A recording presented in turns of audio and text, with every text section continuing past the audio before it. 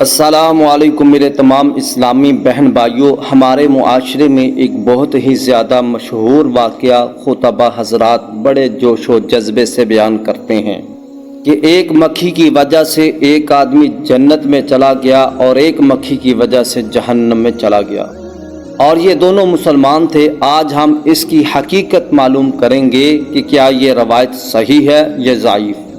مقرر حضرات اس ویڈیو کو لازمی دیکھیں اور اپنی اصلاح ضرور کریں۔ اگر ویڈیو اچھی لگے تو ہمارے اسلامی channel Better Life Islamic Advise کو سبسکرائب کر دیں اور ویڈیو پر لائک ضرور کر دینا۔ معزز سامعین کرام، یہ واقعہ کچھ اس طرح سے بیان کیا جاتا ہے کہ ایک دن حضور علیہ السلام نے اپنے صحابہ سے کہا کہ ایک آدمی مکھی کی وجہ سے جہنم میں چلا گیا اور دوسرا جنت میں چلا گیا۔ تو صحابہ کرام نے بڑے تعجب سے پوچھا کہ حضور وہ کیسے؟ آپ علیہ السلام نے فرمایا کہ دو مسلمان آدمی ایک ایسی بستی سے گزر رہے تھے جس کی قوم بت پرست تھی، اور ان کی عادت تھی کہ کسی مسافر کو آگے نہیں جانے دیتے تھے جب تک وہ بت کے نام پر کوئی چڑھاوا نہ چڑھا دیتے۔ جب یہ دونوں مسلمان اس بستی میں پہنچے تو اس حکمران کے درباریوں نے ان دونوں کو پکڑ لیا اور کہا کہ اگر آپ کچھ بت کے نام پر چڑھاوا نہیں چڑھاؤ گے تو تم کو قتل کر دیا جائے گا۔ ان میں سے ایک آدمی نے موت کے ڈر سے ایک مکھی پکڑ کر چڑھا دی، اس کو آگے جانے کی اجازت مل گئی۔ دوسرے نے انکار کر دیا تو اس کو انہوں نے قتل کر دیا۔ اس طرح سے قتل ہونے والا جنت چلا گیا اور مکھی چڑھانے والا جہنم میں چلا گیا۔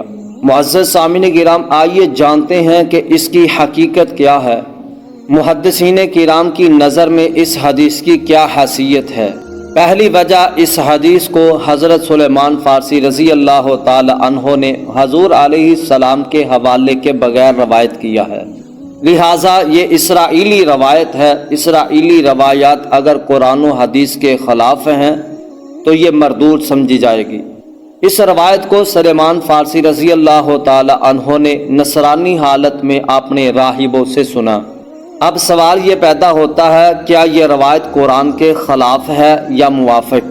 میرے معزز سامعین کرام، اللہ تعالیٰ نے قرآن میں ارشاد فرمایا سورۃ نحل میں، اگر آدمی کا ایمان مضبوط ہے اور اس کو زبردستی کفر کی طرح مجبور کیا جائے، اس حالت میں وہ ایماندار ہی رہے گا، اس پر کوئی گناہ نہیں ہوگا۔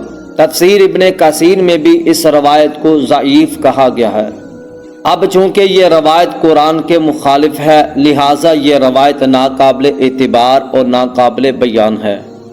میرے عزیز بھائیوں، علامہ ناصر الدین البانی رحمۃ اللہ علیہ، جو کہ ایک بہت بڑے محدث و محقق عالم دین تھے، انہوں نے اس روایت کو سلسلۃ الضعیفہ میں بیان کر کے اس کو ضعیف کہا ہے۔ میری تمام خطباء و مقررین سے مؤدبانہ اپیل ہے کہ اس واقعہ کو بیان کرنے سے پہلے اس کی تحقیق ضرور کر لینا۔ ویڈیو پسند آئے تو ویڈیو کو لائک ضرور کر دینا اور دوسروں کی اصلاح کے لیے اس کو ضرور شیئر کیجیے گا۔ شکریہ۔ مسلک اہل حدیث زندہ باد۔ السلام علیکم۔